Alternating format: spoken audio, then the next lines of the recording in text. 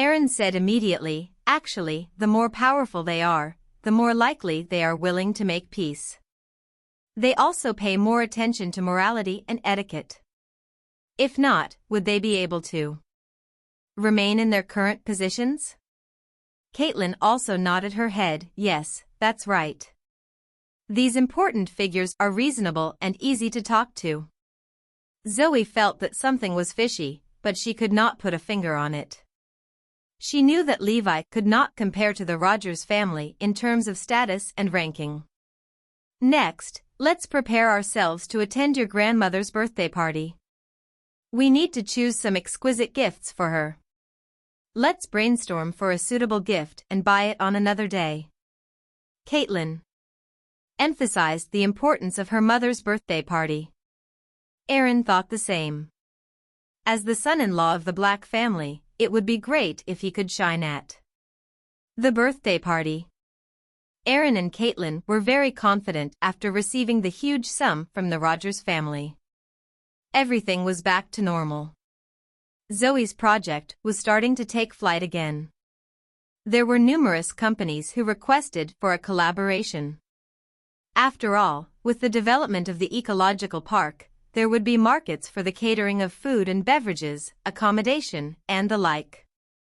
Companies that were fast and efficient could take advantage of the opportunities available.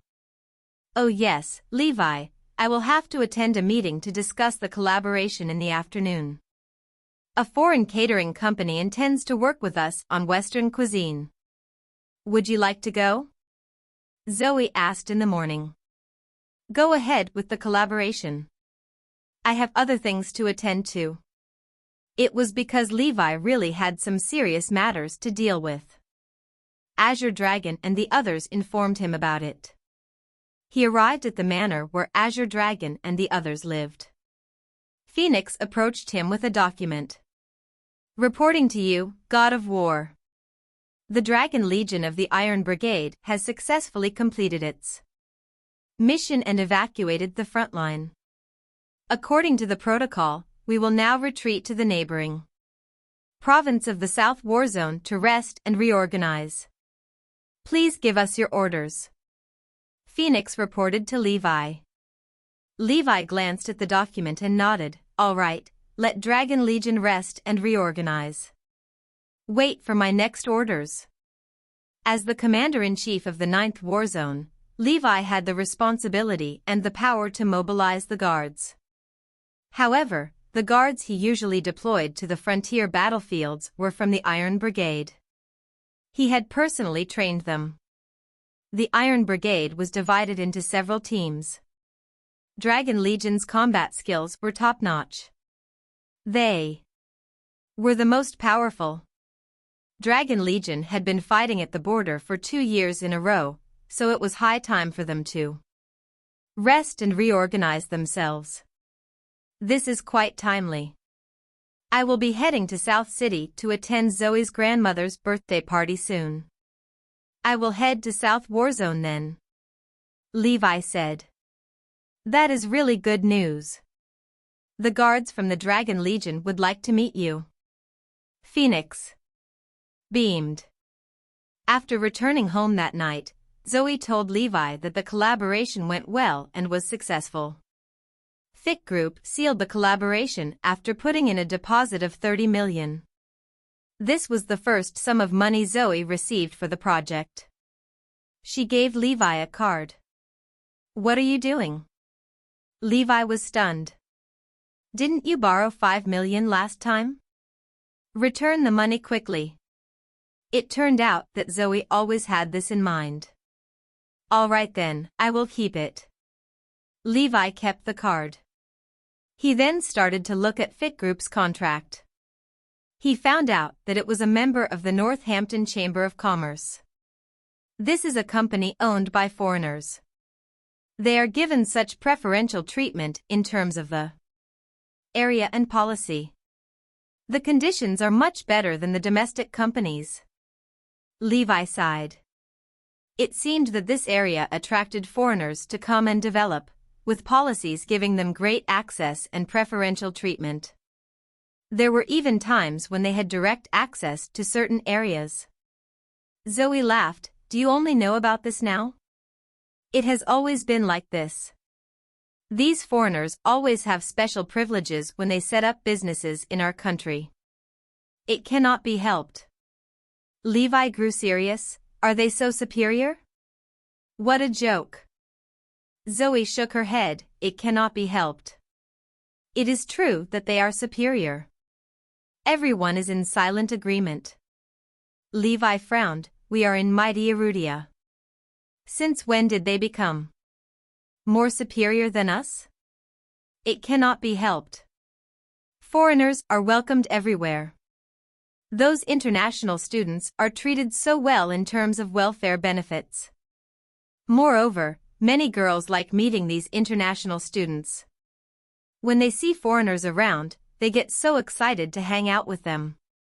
This is a common phenomenon, so even if you find it unfair, it cannot be helped. Zoe shrugged her shoulders. It was a recent phenomenon. In some cases, when people participated in biddings, they focused on the fact that the companies were owned by foreigners instead of looking at the strength and future prospects of the companies. A coldness shone in Levi's eyes. Oh yes, I plan to buy a house for Dad with this money. However, the old house is under his name. He also wants to put the old house under Mum's name tomorrow, at the housing authority. What do you think? Zoe asked. It's your own money, so you can decide what you want to do with it. Aaron arrived at the housing authority the next morning. There was a long queue at the entrance of the housing authority. He queued for almost an hour before it was his turn. When Aaron entered with the document in his hands, two people rushed in front of him and jumped the queue. Hey, what are you doing? You are jumping the queue. Aaron yelled. The two tall men in front turned around to look at him. They were foreigners. With a sneer, they flipped him off. Stay away from us. Aaron was momentarily stunned. He had queued for almost an hour. Not only was his turn skipped, but he was also yelled at and insulted. This is pure bullying. Aaron was not the only one who was unhappy. The people behind him were also upset. What right do they have to jump queue? Everyone was patiently waiting for their turn, so what gave them the right to jump the queue? It was the peak period. There were at least 70 to 80 people behind Aaron. The two people had jumped the queue as soon as they arrived. They even had the audacity to cut to the front of the line, angering many people in the queue. Queue from the back. Don't cut the queue. Go to the back right now. Regardless of your background, go and join the end of the queue. Everyone yelled and shouted at the two foreigners. It caused a public outrage. However, the two foreigners were unbothered and did not even bother to turn around. Seeing that many people were also upset and on his side, Aaron grew more courageous and went forward to shove the men. The two of them turned around. One of them said, expressing his displeasure, "What do you want? You cannot just cut in as you please. Walk to the back and join the queue from there. Do you not see all the people in the queue?" Aaron spoke coldly. The others chimed in, "Yes, go to the back of the line. You have no special privileges. You are just like us." The two foreigners sneered, "Humph. We have never joined any queues since we arrived in Erudia. All right? We have special privileges and are given priority in whatever we do. Besides, our matters are more important than all of yours." What do you mean by priority? Who said that? You need to queue up no matter where you go. What is so important? Quickly, join the queue at the back. Everyone shouted. It's my turn next. The two of you, go to the back. Aaron stepped forward with his document, prepared to enter the housing authority. However, he was stopped by the two foreigners. One of them snatched Aaron's document away from him and mercilessly tore it into strips. Boom! Aaron was stunned. The others too. They did not expect the two foreigners to be so daring. They actually tore up someone's document. Lowlife. Scram. Get out of our way. The two foreigners pointed their middle fingers at Aaron again. They cursed and insulted him, and even shoved him around. Aaron was furious. I will fight you till the end. Aaron was certainly not their opponent. They were about 1.9 meters tall. Soon, he had 2 slap marks on his face. A huge commotion erupted. The staff from the housing authority appeared. A middle-aged man said angrily, I am Neville, the director on duty today. If there is anything, please let me know. Everyone shouted, they jumped the queue. They even tore up someone's application document and hit the man. Aaron too cried and complained about what had happened to him. Despite their complaints, the director immediately sent the two foreigners into the hall. Gentlemen, please come with me. You have more important business matters to attend to. Neville actually did such a thing with so many pairs of eyes looking at him. Such an action naturally made everyone angry, and they reacted strongly to the situation. Why? Why are they allowed to enter? Yes, why can they jump the queue? Do foreigners have special privileges? Neville signaled everyone to calm down and keep quiet. Let me explain why. Some people have special privileges. They have come to our country to help us develop and generate as much income as possible to spur our economy. Compared to most of you, their affairs are more important. So what if they jumped the queue? They did not really affect you, did they? Neville made an attempt to explain. But. What do you mean but? If you don't wish to proceed, then please leave. Neville was harsh. Everyone got back in line and did not protest anymore. Aaron was furious. He lashed out, how about what happened to me? Give me an explanation. My document was torn. Neville looked at the pieces of paper on the floor and said coldly, your document is torn? Then make another application. Then how about them laying their hands on me? Aaron pointed at his face. Neville laughed, my staff said that you were the one who started it first. You, Aaron was exploding with rage. Just then, an employee ran out and whispered in Neville's ear. Neville's expression changed as he glowered at Aaron, do you still wish to continue with your application? Aaron was stunned, what do you mean? The two gentlemen are really angry with your behavior just now. They want you to kneel down and apologize to them before they can forgive you. Neville said. Aaron could not believe his ears, what? They were the ones who jumped the queue and ruined my document. Why should I kneel down and apologize? What kind of law is that? You are obviously in the wrong. Neville said in a serious tone. Aaron was shocked at his response, my fault? Did you know? The two gentlemen are important figures. Their business enterprises generate a lot of revenue and have provided many jobs. This benefits all of you in Northampton. Their time is precious, so what's wrong with them jumping queue? You actually wasted their time, so isn't that your fault? Aaron was shocked at the warped reasoning. What do you even mean? Me? You? What about you? Do you still want to carry on with the paperwork? I have made myself clear. If you are not going to apologize to them, then you can forget about settling your paperwork. Trust me, I can blacklist you forever. Neville was obviously threatening him. Aaron was flummoxed. He did not expect such a thing to happen. He did not even think that Neville could be so cruel and harsh to him in favor of those two foreigners. The onlookers also did not dare to say a word. Neville was not going to deal with administrative matters if they had something to say. Everyone could only turn a blind eye to Aaron's predicament. "What do you think? Spit it out," Neville commanded in a harsh tone. "I choose to apologize and redo the paperwork." Aaron lowered his head at the end of the day. In order to have a new house to stay in, he bit the bullet and chose to apologize.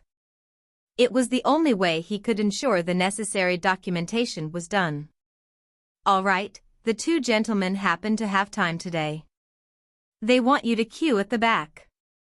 When you get to the front again, you can then apologize to them.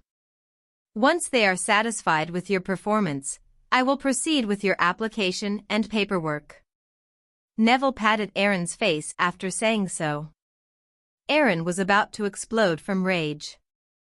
The two gentlemen said earlier that their time was precious, but when it came to ridiculing him, they actually had the time to wait for him to rejoin the queue. "All right, I agree to that." Aaron endured once again. He proceeded to join the back of the queue. The two gentlemen laughed out loud after witnessing what had happened. They even flashed their middle fingers at Aaron, still cursing him. Neville grinned at the two foreigners while serving them coffee and snacks. Aaron stood at the back, fuming. The more he thought about it, the angrier he felt. He could not let them walk all over him. Maybe I should ask Levi for help. When Levi received Zoe's call informing him that Aaron was in trouble, he dashed directly to the housing authority. He found out that there was a long, snaking queue at the housing authority. Aaron was standing right at the end of the line, his expression clouded over. There were 2 slap marks on his face. Levi walked over to him and asked, "Dad, what happened to you?" "Levi, I was hit." Aaron acted like Levi was his savior and told him everything that had happened. Levi grew furious after listening to Aaron. He had discussed this problem with Zoe last night, but he did not expect it to happen to his father-in-law today. Levi walked to the front of the line with Aaron in tow. "Come, Dad, I will demand an explanation for you. How can we just forget all about this and brush this aside?" Levi said angrily. Once again, Aaron felt a sudden surge of courage and confidence and rushed to the front with Levi. "Who hit him? Come out now." Levi stood at the entrance and questioned in a demanding voice. Neville walked out with several employees in tow. When Neville saw that it was Aaron, he shot back angrily, "What do you want? Didn't I ask you to queue at the back? Let me ask again. Who hit him?" Levi asked coldly. "Are you yelling now? Did you get someone to come to your rescue? Let me tell you this, you can forget about settling this paperwork from now on. I will stop you from doing so forever." Neville flew into a rage. Aaron was shocked by his tirade. Levi glanced at his name tag and sneered, "Your name is Neville, right?" "Yes, so what? Are you going to write me up?"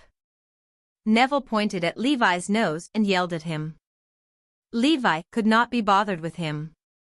He whipped out his phone and dialed a number. "Hello, is this Jesse? Please get the captain of the housing authority to make a trip down. Ask him if he knows someone by the name of Neville," Levi ordered. Jesse wiped the perspiration on his forehead upon picking up the call. The first secretary, Cedric, asked, "What happened?" "Quickly inform Mark from the housing authority to make a trip down there. Someone named Neville has offended God of War," Jesse instructed. After seeing Levi hang up, Neville snorted, "Why? Are you done with the call? Do you want to get me into trouble or do you want to fire me?" Levi pushed him away and walked towards the hall. His gaze landed on the two foreigners. Were you the ones who hit him? At the sight of Levi, both of them stood up and walked towards him. Yes, we were the ones who hit him. Why? Do you want to seek revenge for him? The two of them spoke choppy English while looking disdainfully at Levi. Apologize. Since you have hit him, then you should have the guts to apologize. Levi ordered. Apologize? Impossible. Why should we apologize to you critters? Both men looked extremely smug. Levi and Aaron were considered lowlifes in their eyes. The two foreigners refused to pay them any attention at all. Apologize. You have to apologize for hitting him. Levi was very determined. He shot a cold glare at them. The two foreigners were unhappy with the way Levi was staring at them. As they were much taller than Levi, they looked down at him condescendingly. One man extended an arm to push him. Thump. However, Levi reacted as quickly as lightning and kicked his knee. The man groaned when his foot made contact and collapsed onto the ground in agony. Thump. It was the same for the other foreigner. He kneeled down on the ground and screamed in pain. The both of them struggled to get up, but Levi stepped on their shoulders. They looked deflated and could no longer get up. They could only kneel down obediently. Dad, do what they did to you. Since they slapped you, you will return them the favor. Levi told Aaron. Aaron hesitated for a while before walking towards them. Slap. Slap. Slap. He gave them few continuous slaps. The clear, crisp sound filled the room. Aaron let out a breath that he had been holding in all this while. Great. This is great. I feel so good. Everyone outside clapped and cheered for them. Who was able to endure the sight of our own being bullied in our own territory? This is so good. Remember, you are in Arudia. You have to cooperate with us at the very least. This is not where you can throw your weight around because of your special privileges. Levi chastised. The two foreigners continued to stare at Levi in disdain. Such a lowlife. Let's wait and see what will happen to you. Neville continued, yes, you are doomed. Do you know what you have just done?